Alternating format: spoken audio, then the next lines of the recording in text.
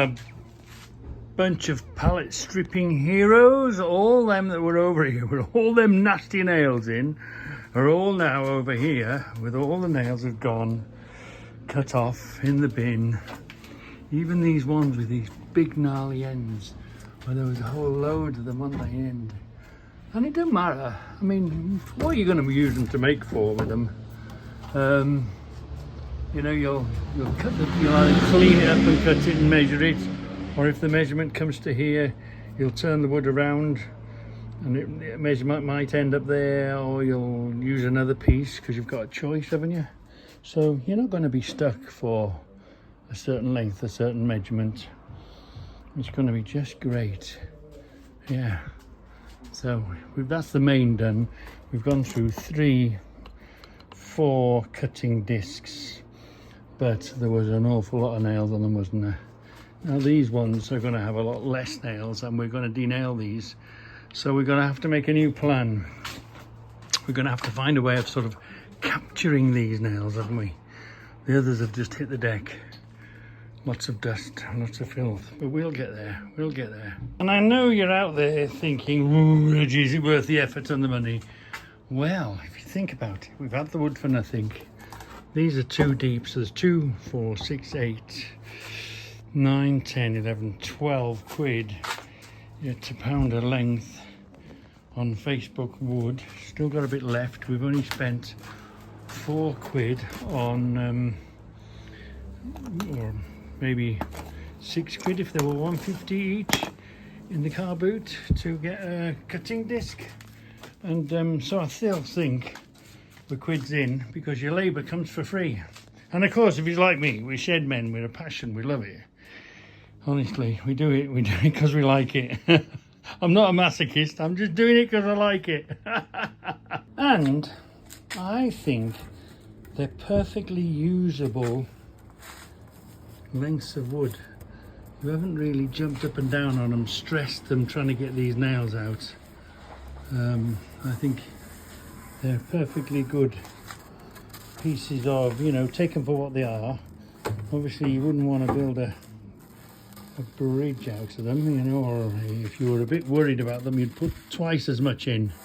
So if it was a new piece, you'd put 1 length in. If it was an older piece, you'd maybe put two lengths in, bolt them together, if that's what worried you.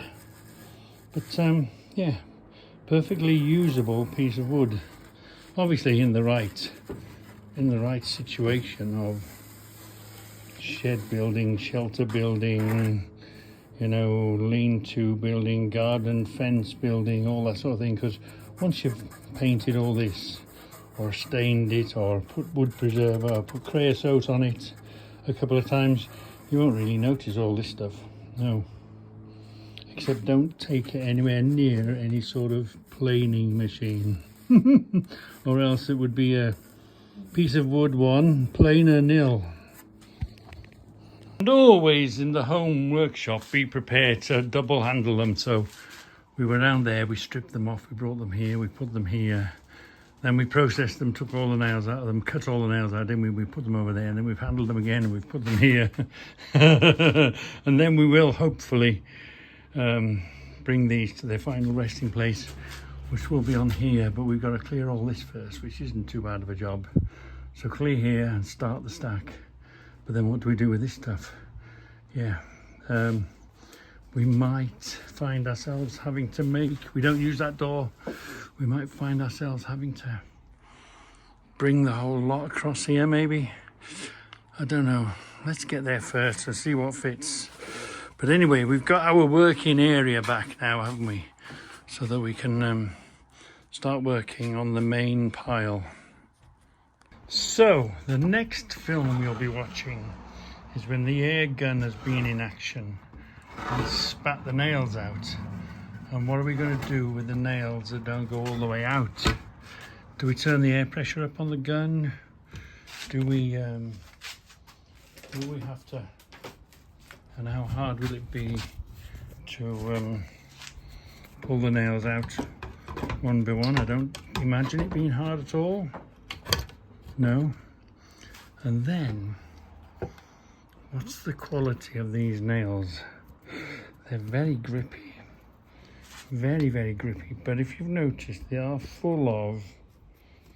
The threads are almost full. You'd almost have to get a wire wheel and clean every nail. And that's going to be tedious, isn't it? We could probably throw them in the mixer, couldn't we? With some cleaning liquid or something, or sit them in oil, make the wood disappear.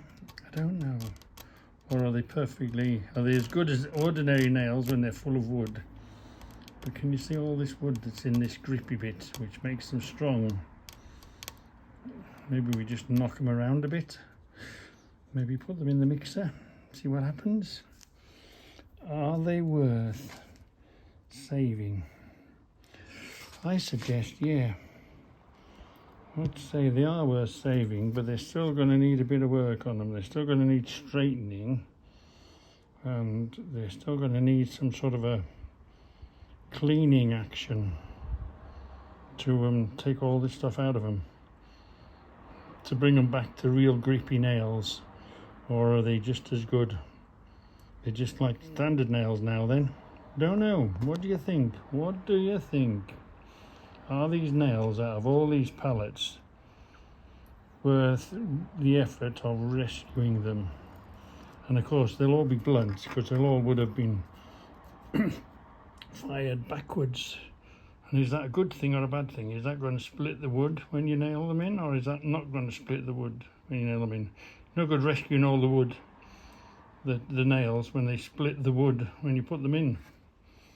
So I don't want to be wire brushing each and every one and then grinding the end up sharp again. That is a lot, isn't it, for these little nails? Are the nails worth rescuing? And just a pre-warning, no pallets tomorrow. We are off auctioning. We're going with Santa Claus to fetch something from an auction. So no pallets tomorrow, but we're still going to have an adventure. We're still going to do quite a few miles, so that's you're not going to have pallets tomorrow. You're going to have auction and a trailer and carrying vehicles tomorrow.